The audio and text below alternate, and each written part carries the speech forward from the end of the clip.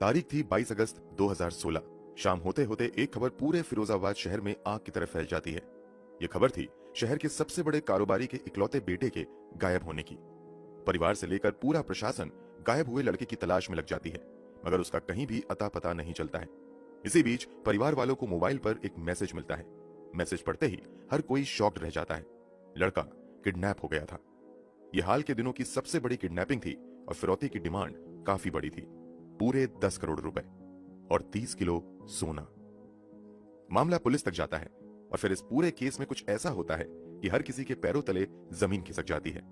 इस घटना को अंजाम देने वाले व्यक्ति के बारे में तो सुनकर एक पल के लिए यकीन करना भी मुश्किल हो जाता है। तो आखिर केस की पूरी कहानी क्या है, आगे इस केस में क्या कुछ होता है और इस अपहरण कांड को अंजाम किसने दिया था और फिलहाल इस केस की स्थिति क्या है, चलिए जानते हैं सब कुछ सिलसिलेवार तरीके से। चलिए अब कहानी शुरू करते हैं। ये पूरी कहानी उत्तर प्रदेश के फिरोजाबाद शहर की है। देश में सबसे ज्यादा चूड़ी का कारोबार फिरोजाबाद में ही होता है।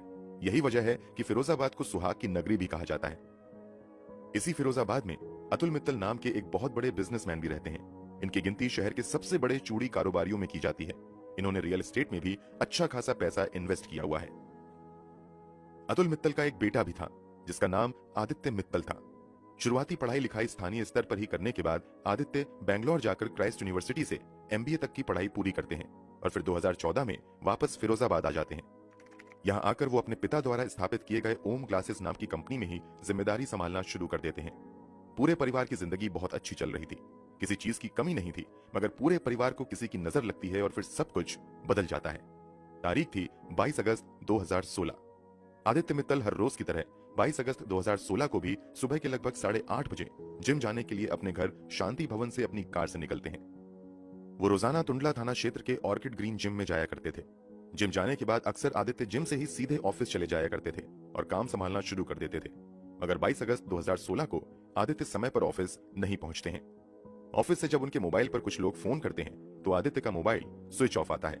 लोगों को लगता है कि शायद वो अपने किसी दोस्त के साथ निकल गए होंगे, इसलिए ऑफिस नहीं आ रहे हैं। इसलिए कुछ दोस्तों को भी फोन किया जाता है, मगर वो आदित्य के बारे में कुछ नहीं बता पाते हैं। अब जैसे जैसे समय भी बीतता है, आदित्य की खोज भी तेज हो जाती है।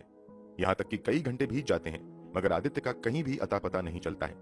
जिम में पता करने पर कहा जाता है कि आदित्य तो जिम आए ही नहीं है। अब आदित्य के परिवार वाले प्रशासन के पास जाकर आदित्य को खोजने की गुहार लगाने की तैयारी कर ही रहे होते हैं कि अचानक से आदित्य के चाचा के मोबाइल पर एक मैसेज आता है। आदित्य का अपहरण हो गया है, किसी को पता नहीं चलना चाहिए, मेरे अगले फोन का इंतजार करना। ये मैसेज देखते ही हर किसी के पैरों तले जमीन खिसक जाती है। लोग बेचैन हो जाते हैं, मगर चाहकर भी बहुत कुछ नहीं कर पाते हैं, क्योंकि मैसेज में साफ साफ लिखा था कि किसी को पता नहीं चलना चाहिए। इसलिए परिवार वाले चाहकर भी पुलिस की मदद नहीं ले पाते हैं और अपहरणकर्ताओं के अगले आदेश का इंतजार करने लगते हैं। इधर आदित्य की किडनैपिंग की खबर सुनकर आदित्य का एक बेहद ही करीबी दोस्त रोहन सिंगल आदित्य के घर आता है और आदित्य के परिवार वालों को बताता है कि मैंने आदित्य की कार नारखी पुलिस स्टेशन के अंतर्गत आने वाले नागला बीच के इलाके में देखी है। रोहन सिंगल द्वारा दी गई जानकारी के आधार पर 22 अगस्त को ही आदित्य मित्तल की कार बरामद कर ली जाती है। अपहरणकर्ताओं ने अब तक आदित्य के परिवार वालों को अपनी डिमांड के बारे में नहीं बताया था, इसलिए ये सभी बेचैन होकर किडनैपर्स के मैसेज का इंतजार करने लगते हैं। मगर काफी देर तक कोई मैसेज नहीं आता है। यहाँ तक कि शाम हो जाती है, मगर कोई मैसेज नहीं आता है। हालांकि जब अंधेरा कुछ ज्यादा हो जाता है, तभी रात में आदित्य के चाचा के पास एक बार फिर से अननोन नंबर से फोन आता है। फोन करने वाला व्यक्ति कहता है कि अगर तुम आदित्य को सही सलामत और जिंदा वापस पाना चाहते हो तो जितनी जल्दी हो सके 10 करोड़ रुपए का इंतजाम कर लो, फिर मैं फोन करके बताता हूँ कि क्या करना है। अमूमन किडनैपिंग के केस में 10, 20 या 50 लाख तक की डिमांड की जाती है, मगर आदित्य को किडनैप करने वालों ने पूरे 10 करोड़ रुपए की फिरौती की डिमांड की थी। फिरौती की रकम इतनी ज्यादा बड़ी थी कि आदित्य के परिवार वाले चाहकर भी इतनी बड़ी रकम का जल्द से जल्द इंतजाम नहीं कर पा रहे थे। उधर किडनैपर्स लगातार हिदायत दे रहे थे कि अगर तुम पुलिस के पास गए तो अच्छा नहीं होगा, इसलिए परिवार वाले पुलिस तक भी नहीं जा पाते हैं। थक हार कर परिवार वालों की ओर से अब फिरौती की रकम कम करवाने की कोशिश की जाने लगती है। ये लोग किडनैपर से पैसे कम करने की काफी गुहार लगाते हैं, मगर वो 10 करोड़ से 1 रुपया भी कम करने के लिए तैयार नहीं होता है।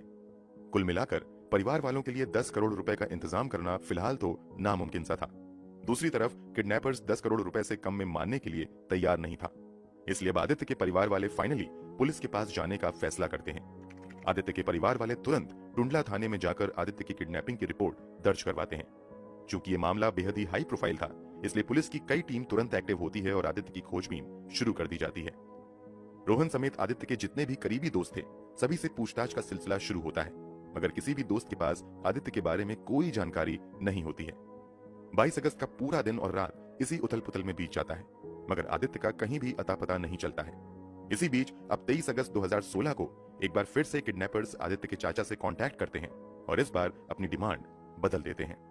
पहले किडनैपर्स ने 10 करोड़ रुपए की मांग की थी, मगर इस बार वो कहता है कि अब मुझे 30 किलोग्राम सोना चाहिए, 30 केजी गोल्ड। तुरंत पुलिस को किडनैपर्स की इस नई डिमांड के बारे में जानकारी दी जाती है। पुलिस वाले भी इस डिमांड के बारे में सुनकर चौंक जाते हैं, क्योंकि फिरौती के रूप में गोल्ड की डिमांड इस बात की ओर इशारा कर रही थी कि शायद इस अपहरण को किसी बाहरी गैंग ने अंजाम दिया है, इसलिए वो फिरौती के रूप में गोल्ड की मांग कर रहे हैं। अब पुलिस वाले अपनी जांच का तरीका बदलते हुए कई दूसरे एंगल से जांच शुरू करते हैं, मगर पुलिस वालों को कहीं से भी कामयाबी हाथ नहीं लगती है। इधर पुलिस वाले भी अपनी पूरी कोशिश कर रहे थे, उधर परिवार वाले भी अपने स्तर से बेटे की तलाश जारी रखते हैं। जब परिवार वाले अपहरण से पहले के घटनाक्रमों को याद करते हैं, तो आदित्य की मां को याद आता है कि अपहरण की घटना से ठीक एक रात पहले, यानी 21 अगस्त की रात, आदित्य का दोस्त रोहन उनके घर पर आया था। दोनों ने काफी देर बातचीत की थी। इसी बातचीत के दौरान रोहन आदित्य की मां के सामने ही सुबह रोहन के साथ जिम जाने की भी बात करता है। इस बात के याद आते ही तुरंत अब एक बार फिर से आदित्य के परिवार वाले रोहन से फोन पर बात करते हैं और उससे आदित्य के साथ जिम जाने वाली बात के बारे में पूछते हैं। इस सवाल पर रोहन कोई सटीक जवाब नहीं दे पाता है और तुरंत फोन काट देता है। रोहन की इस हरकत से आदित्य के परिवार वालों का माथा ठनकता है और उन्हें कुछ अनहोनी की आशंका सताने लगती है। अब वो दोबारा फोन करते हैं, मगर इस बार भी रोहन ठीक से बात नहीं करता है। इसके बाद रोहन के भाई को भी आदित्य के परिवार वाले फोन करते हैं, मगर वो भी ठीक ढंग से बात करने की बजाय तुरंत फोन काट देता है। अब शक की सुई घूमकर सीधे रोहन और उसके भाइयों पर आ जाती है, इसलिए आदित्य के परिवार वाले अपहरण की घटना के 2 दिन बाद आदित्य के दोस्त रोहन तथा उसके भाई पवन सिंघल तथा उसके एक और दोस्त अर्जुन पर ही आदित्य के अपहरण का शक जताते हुए टुंडला थाने में ही अपहरण की हत्या की रिपोर्ट दर्ज करवा देते हैं। पुलिस इस एंगल से भी अब जांच पड़ताल शुरू कर देती है कि इसी बीच अपहरण के 3 दिन बाद, यानी 25 अगस्त 2016 की शाम, पास के ही शिकोहाबाद थाना क्षेत्र के भूरा स्थित बूढ़ा नहर में स्थानीय पुलिस को झाड़ियों के बीच एक व्यक्ति की लाश देखे जाने की खबर मिलती है। तत्काल ही उस लाश को निकाला जाता है तो पता चलता है कि ये एक नौजवान की लाश है। शव के हाथ पैर रस्सी से बंधे हुए थे। चूंकि आदित्य के अपहरण की घटना की जानकारी आसपास के सभी जिलों में दी जा चुकी थी और आदित्य की तस्वीरें भी मीडिया में सर्कुलेट हो चुकी थीं, उस आधार पर पुलिस वाले अंदाजा लगाते हैं कि ये किसी और का नहीं बल्कि आदित्य मित्तल का ही शव है। इसलिए शव की शिनाख्त करवाने के लिए आदित्य के परिवार वालों को भी फोन किया जाता है।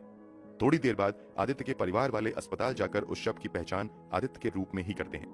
मतलब मित्तल परिवार का इकलौता चिराग हमेशा हमेशा के लिए बुझ चुका था। परिवार पर दुखों का पहाड़ टूट पड़ता है।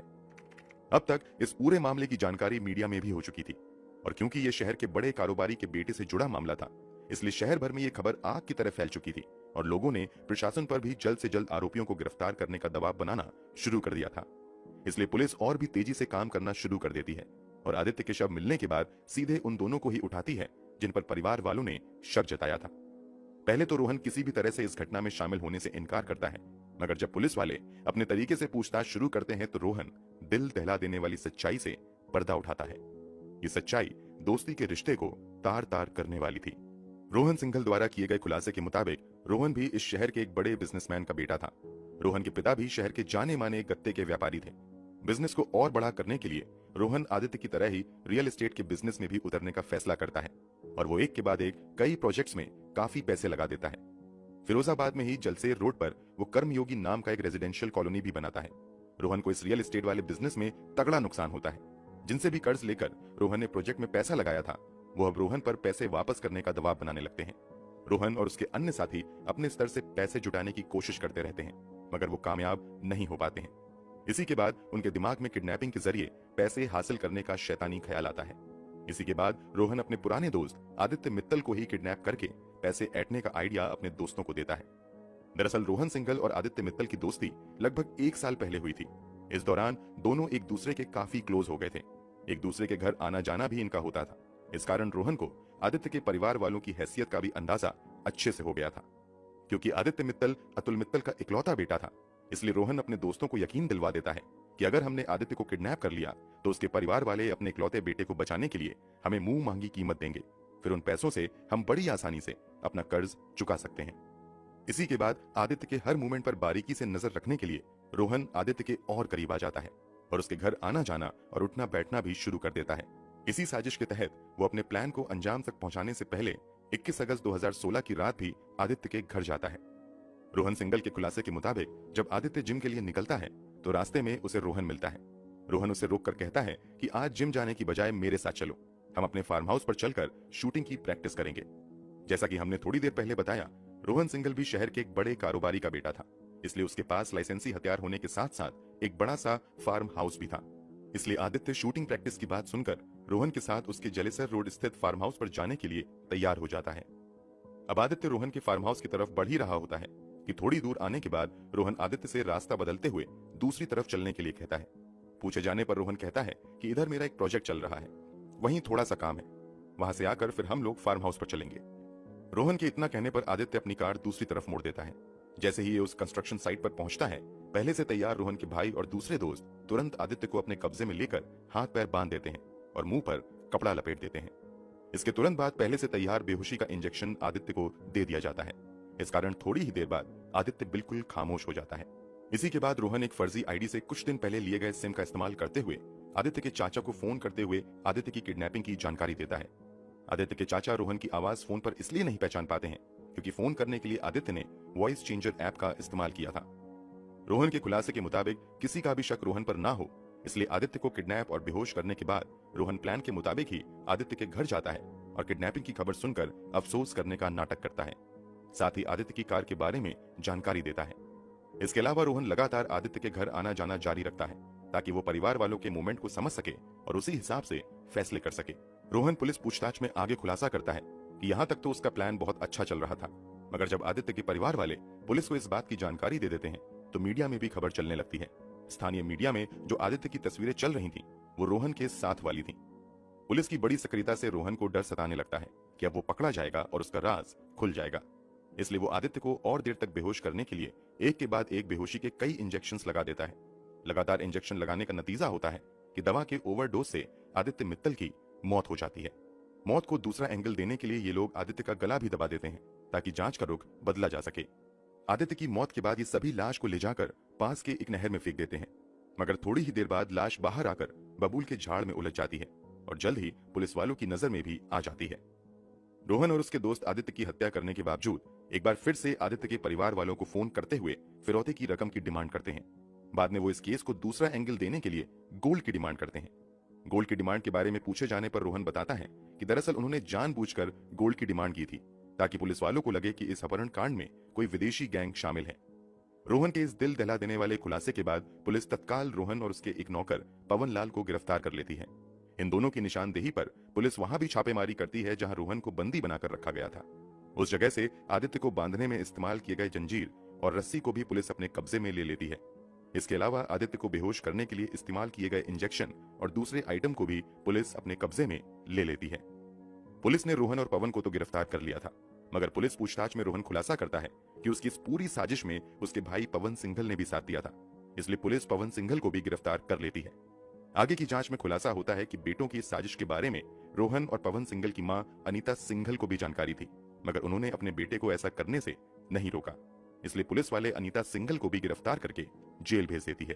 कुल मिलाकर कई दिनों की जांच के बाद इस मामले में पुलिस द्वारा 7 आरोपियों को गिरफ्तार किया जाता है। गिरफ्तार आरोपियों में आदित्य का दोस्त रोहन सिंघल, राजमिस्त्री हंसराम, गोपाल उर्फ राम गोपाल, मुकेश, रोहन का भाई पवन सिंघल तथा रोहन का दोस्त अर्जुन तथा रोहन की मां अनीता सिंघल शामिल थीं। इन सभी लोगों की गिरफ्तारी के बाद पुलिस जांच आगे बढ़ाते हुए ठोस सबूत जुटाना शुरू कर देती है और फाइनली इस केस की सुनवाई भी स्थानीय अदालत में शुरू हो जाती है। पुलिस द्वारा इस मामले में काफी ठोस सबूत जुटाए जाते हैं तथा बड़ी संख्या में गवाहों को भी कोर्ट में पेश किया जाता है। इस तरह पुलिस द्वारा जुटाए गए पुख्ता सबूत तथा गवाहों के बयान के आधार पर कोर्ट द्वारा अप्रैल 2021 में रोहन सिंघल, पवन सिंघल, रोशन लाल तथा गोपाल को आदित्य मित्तल की किडनैपिंग तथा हत्या का दोषी करार देते हुए उम्र कैद की सजा सुनाई जाती है, जबकि रोहन के दोस्त अर्जुन तथा रोहन की मां अनीता देवी को सबूतों के अभाव में बरी कर दिया जाता है। इन आरोपियों पर 1.5 से 2 लाख का जुर्माना भी लगाया जाता है। फिलहाल सभी अपराधी जेल की हवा खा रहे हैं। दूसरी तरफ आदित्य का पूरा परिवार दोस्तों पर किए गए भरोसे की कीमत चुका रहा है। दोस्तों, इस पूरे केस के बारे में आपकी क्या राय है? कमेंट बॉक्स में जरूर बताएं। अगर आपको हमारी मेहनत पसंद आई हो तो इस वीडियो को लाइक करते हुए शेयर भी। मिलते हैं क्राइम की दुनिया से जुड़ी ऐसी ही एक और सच्ची कहानी के साथ अगली वीडियो में। धन्यवाद।